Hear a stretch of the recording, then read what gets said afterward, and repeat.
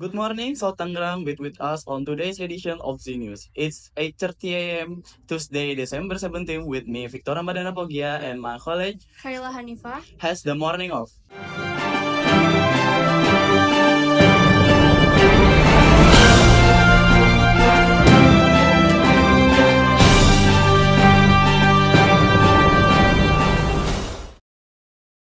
Let's start with the first news. The development of artificial intelligence or AI technology is rapidly and is now widely used in various sectors. To find out more about the application of AI in the field, we will go directly to our colleague Fauzan Iqbal, who is already on location. Iqbal, what is the situation and development of the use AI there?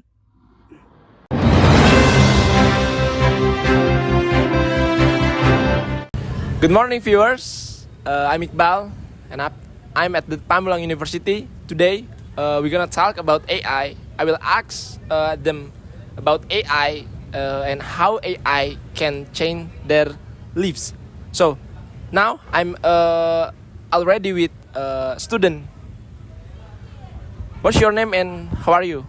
I'm good, bro. My name is Rama, and I'm good. Thanks for asking. Rama. So, we haven't known that AI has become part of student life. What do you think about that? I mean, it's really important, for using AI, especially in any kind of forms way. As a student, for me, myself, I usually use AI whenever I'm doing my assignments, for brainstorming or even like writing an essay, so that I can get a little more idea, a little get further. I know it's not very easy, but it's just kind of complicated. I mean, we're not gonna get depending on AI, but at the same time, we need to use AI to develop our brain and especially to get some ideas and like a little bit details of some clues about what are we gonna do and talks about. So, I mean, it's kind of just like what I said before, it's kind of complicated, but I mean, I guess you kind of know the point. So, does it help for you, particularly for student? It is helpful because as long as I'm using an AI, it's just to increasing myself to develop new skills, and for writing, I gotta know like what is the outline looks like and what is the essay look like, and as for the student, I mean, it's gonna getting to know about the title, what is the title that you're gonna dig deeper more so that you can choose one, the better one, and you can decide which one is it's better for you and which one is correct. So it means it's very helpful for student, right? It is for sure. Yeah. Besides a general AI, now there is a new technology. We call it generative AI. For example, like GPT and big data are part of generative AI. So I want to know your opinion about that.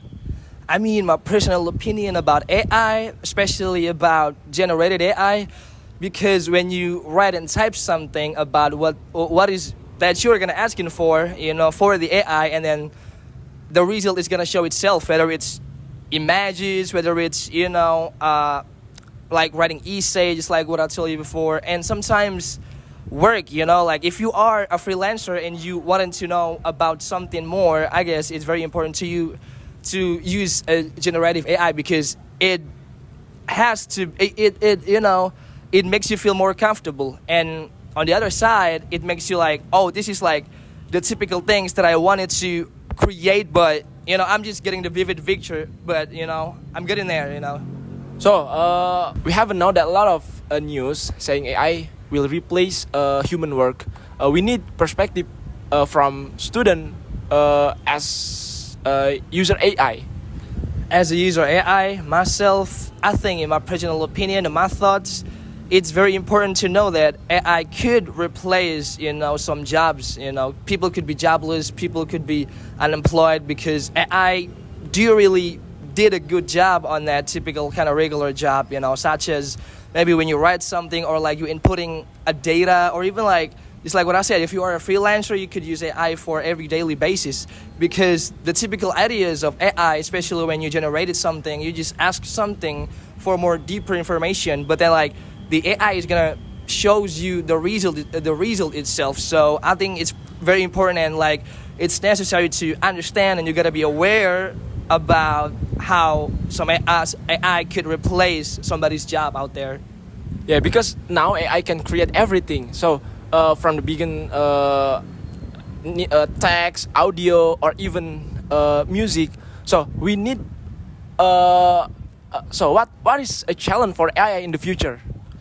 The challenge for AI in the future, it's the feelings. It's not interacting with human body.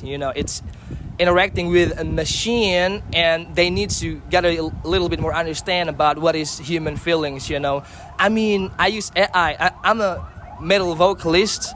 I am a metal vocalist, so I use AI for like searching and seeking for a good melody for my songs. For example, I used to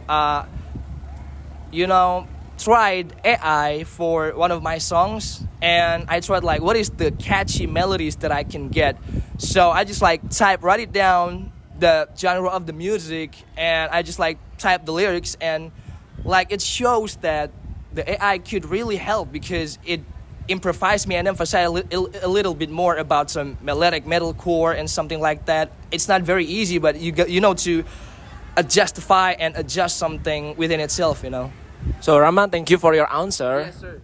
So viewers, for conclusion, the AI help improve to learning efficiency, support access, and expand to knowledge, but it requires ethical in understanding use it. Selamat pagi viewers, kembali lagi bersama saya Iqbal dalam liputan pagi. Saat ini saya sedang berada di Universitas Pamulang dan saya akan menanyakan kepada salah satu mahasiswa di sini mengenai AI. Saat ini saya sedang bersama mahasiswa, yaitu dengan siapa? Mas Iksan. Oke, Mas Iksan. Kita tahu bahwa AI sekarang sudah menjadi bagian dari kehidupan mahasiswa. Bagaimana pandangan Mas Iksan terhadap fenomena ini?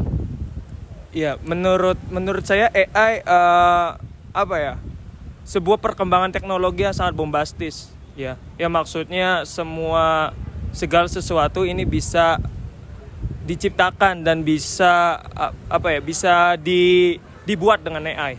Contohnya saya sekarang kayak mengerjakan tugas ini hampir menggunakan AI, dan bagaimana cara kita aja yang harus lebih bijak dalam menggunakannya sih.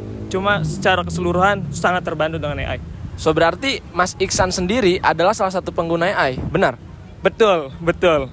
Boleh share AI apa yang sering Mas Iksan gunakan, seperti misal contoh generatif AI, seperti kan ada big data ataupun ada GPT. Yang menurut Mas Iksan yang paling sering digunakan oleh mahasiswa itu AI yang mana? Kalau saya sendiri kalau biasa membuat PPT itu bisa menggunakan Gamma. Gamma itu udah enak, tinggal kita elaborasi kata-kata kita udah secara keseluruhan itu muncul yang udah kita butuhkan. Kalau buat search, kalau buat nyari topik itu bisa ChatGPT, bisa Gemini, banyak. Itu sih paling. So berarti AI ini sangat membantu mahasiswa untuk mengerjakan tugas ataupun PR mungkin ya? Betul. Sangat-sangat terbantu. Tapi banyak tantangannya juga. Kita sebagai mahasiswa jangan sampai kecenderungan terhadap AI. Kita harus bisa dielaborasi. Jadi perspektif kita dengan perspektif AI ini kita harus gabungkan. Terkait hal tersebut, kita tahu bahwa berita mengatakan bahwa AI ini akan menggantikan pekerjaan manusia di masa depan. Nah, saya pengen tahu bagaimana pendapat Mas Iksan tentang fenomena yang AI akan menggantikan pekerjaan manusia di masa depan. Ya, itu merupakan tantangan tersendiri buat kita yang hidup di zaman serba maju. Ya, salah satunya perkembangan AI ini sudah sangat luar biasa, yang membuat kehidupan manusia ini sangat berubah total bahkan. Contohnya kalau menggantikan secara keseluruhan bisa jadi mungkin. Jadi bagaimana kita bisa menangkap adanya peluang dengan berkembangnya AI sih. Jadi kita harus bisa bijak menggunakan AI. Mas Iksan, terima kasih atas jawabannya. Jadi pemirsa, untuk kesimpulannya, AI akan sangat membantu jika dibarengi dengan etika dan juga penggunaannya. Tetapi kita perlu memperhatikan hal-hal teknis seperti ya etika dan lain-lainnya. So, saya Fauzan Iqbal melaporkan dari Universitas Pamulang dan terima kasih.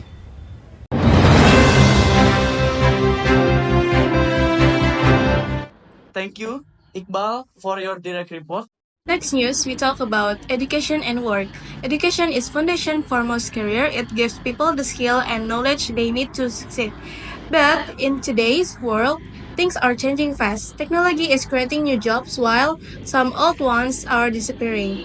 This is why education must keep up. To find out about the education and work, we will go directly to our colleague Aziza, who is already in location. Aziza, what is the situation and development of education and work there?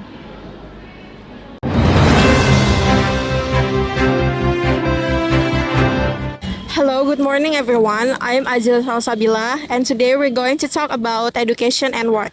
Let's find a guest who's willing to be interviewed by us.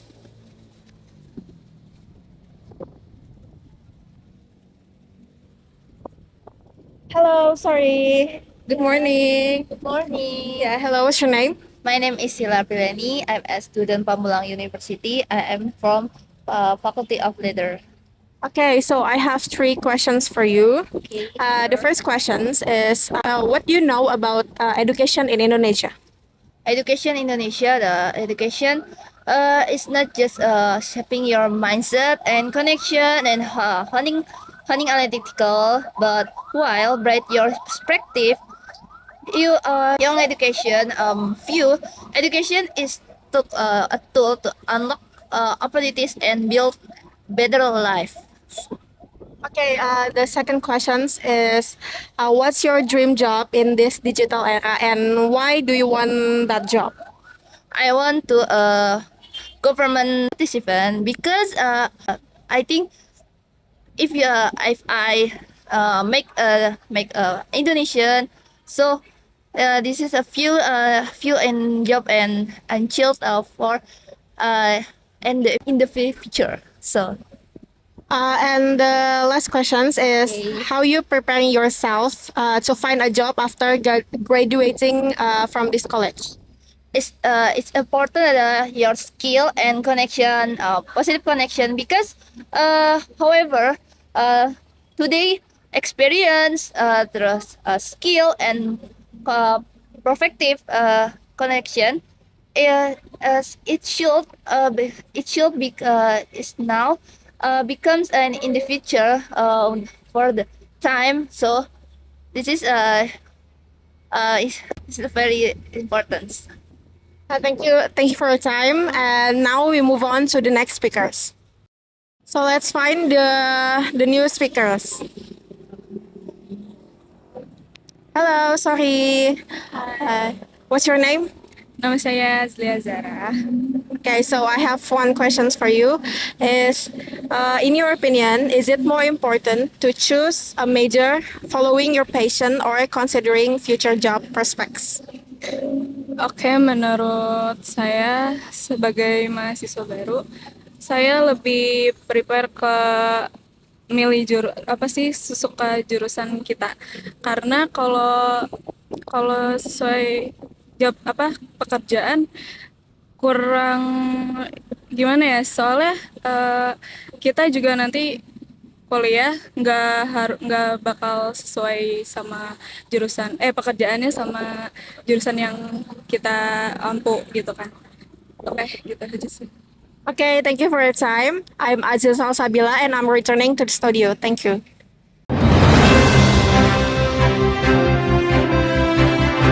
Thank you, Aziza, for the direct report. Next news, the rise of online gaming among the public, especially young people, is of concern to many because of its impact on daily life. To find out more about this phenomenon, we have Muhammad Marwan Azmi on location. Please, Marwan, what is the situation on the ground?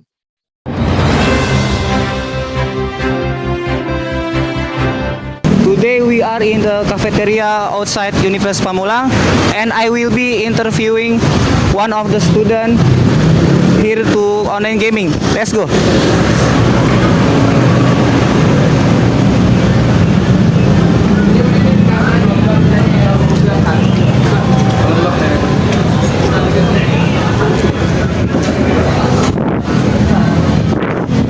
Excuse me, can I interview you? Of course, of course. Before we start, may I know your name? My name is Zunail Adiat and I'm from English Literature major. Okay. Can you tell us how long you've been playing game online and what got you interested? I've been playing online games since a lot of time actually, since I was in middle school. So I don't know, it's been quite a lot of time. And what interested me in video games is it's just the way I cope with my life because I usually have a lot of free time and then I spend it on, online games. So yeah. Okay, that's interesting. But do you feel the negative impact? Of course, of course. I feel the negative impact is because certain games is usually wants you to spend money, and then it kind of makes me broke sometimes. Okay. What made you want to change this habit? I don't know. When I'm grow older, I have a lot of money to spend on, not just online games. So I have to save my money. I have to save my time to do a lot of stuff besides online games. So I really want to stop that, but it's been really hard. But I keep trying. What step have you taken overcome this addiction?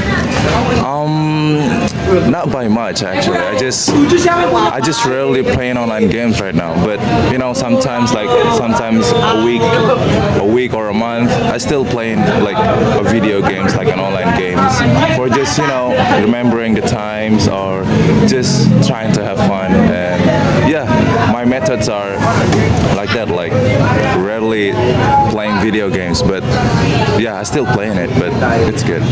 What's positive step?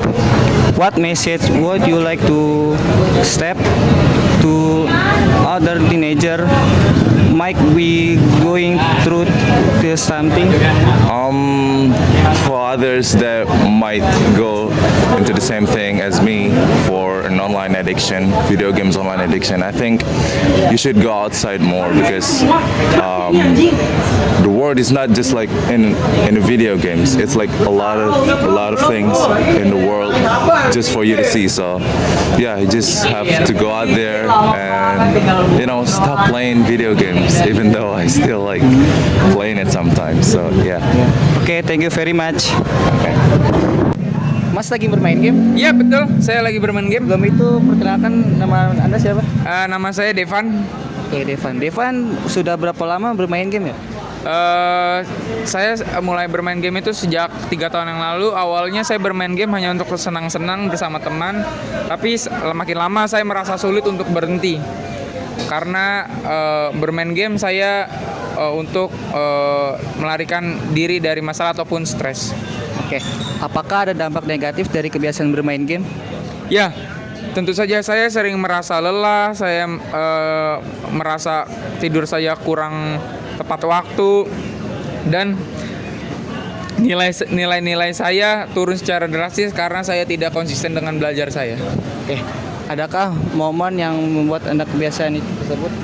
Ya, tentu saja orang tua saya merasa cemas dan khawatir karena melihat kondisi saya yang seperti sekarang, karena orang tua saya sangat sedih melihat nilai-nilai saya yang sangat turun drastis saat ini.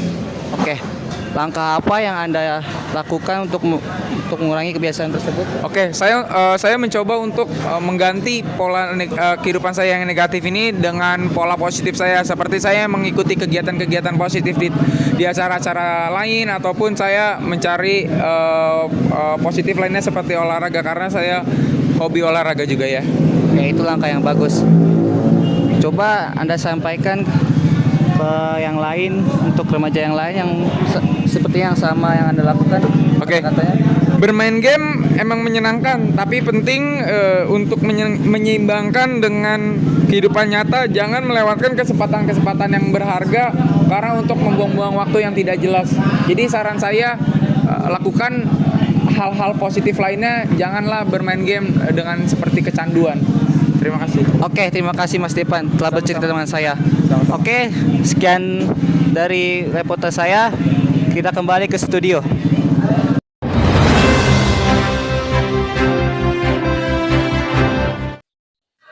Thank you, Marwan, for your direct report. The next news, we talk about marriage is scary. Marriage is often seen as a big step in life. It's commitment to love, share, and grow together with someone. But let's be honest, this isn't always easy. Some people fear losing their freedom, dealing with conflict, or even failing in the relationship. Financial pressure, family expectation, and career sacrifice can also add to this fear. To find out more about Marriage is Scary, we will go directly to our colleges. Reva Adrina, who is already on location. Reva, how are things going over there?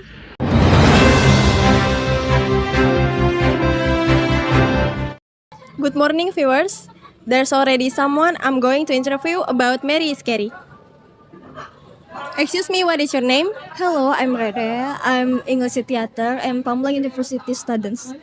Okay, previously you said that Mary is very scary. Can you tell me about that and what causes this fear? Because it often happens in some media, starting from TV or social media about domestic violence cases. So it makes me afraid of choosing the wrong partner because that's my nightmare. Okay, and what are the reasons that make you afraid of getting married? My reason I'm not mentally ready because here are two jobs, being a mother and being a wife. Menjadi seorang ibu itu harus siap mental dengan menghadapi anak yang cengeng, bandel, rewel, nangis lah segala macam, sakit atau suka begadang. Itu benar-benar ya kita harus siap mental kan hal itu gitu. Walaupun sekarang belum siap, tapi kan suatu saat nanti kita akan menjalani hal seperti itu. Dan misalnya gitu kayak salah satu contohnya kita habis pulang kerja capek, lembur, kita tidur enak-enak, tahu-tahu anak nangis, itu kan masih aku tuh belum siap akan hal itu gitu. Walaupun nanti pun pasti menjalani hal itu, cuman aku belum siap. Terus selanjutnya being a wife gitu, yang aku takut ada mendapatkan suami yang judgmental, kayak suka komenin kehidupan kita gitu, komenin kita, atau yang suka banding-bandingkan kita. Seharusnya menjadi pasangan kan bisa gitu ya, dengan cara yang terbaik atau bilangin yang kayak support aja gitu, bilangin yang baik-baik. Tapi ada suami yang identiknya tuh mengkritik, membanding-bandingkan kita dengan istri orang lain, istri temannya atau istri tetangganya. Dia bisa ini, dia bisa itu, kita tuh nggak bisa apa-apa, dan itu membuat kita menjadi insecure. Ya seharusnya kan tidak bisa seperti itu gitu. Nah, dan aku takutkan mendapatkan suami yang seperti itu. Jadi benar-benar itu mimpi buruk aku yang seperti itu gitu. Okay, that means trauma and pressure make you afraid of getting married, right? Okay, thank you for your opinion. Right now, I'm in the park and I'm going to interview someone who is afraid of married. Excuse me, what is your name? Hello, I'm Ayumi. Okay, Ayumi, why do you think this fear of marriage phenomenon is happening? In my opinion, fenomena itu terjadi mungkin karena banyaknya kasus perceraian di lingkungan sekitar. Di media sosial juga kan banyak influencer atau artis-artis yang mengalami kasus perceraian tersebut. Jadi banyak orang yang merasa takut untuk memulai suatu hubungan karena takut mereka akan berakhir seperti itu juga. Okay, so are you the one of those people who is afraid of getting married? And what are the reasons for being afraid of getting married? Mungkin iya, aku juga termasuk salah satu orang yang takut untuk memulai suatu pernikahan karena aku takut akan terjadi KDRT atau faktor ekonomi yang menghambat pernikahan tersebut. Jadi kalau misalnya aku mau memulai suatu hubungan, aku harus menyiapin mental matang-matang dulu baru gitu. Okay, thank you for your opinion. Well, viewers, that's all for today's interview. I'm Reva. I'm returning to the studio. Thank you. Thank you, Reva, for your direct report. That's the series of news that we can convey in today's edition. Stay tuned to Z News and follow the latest news. I, Kala Hanifah, and my colleagues, Victor Ramadana Pogia. along with the entire team on duty, would like to thank you and see you soon.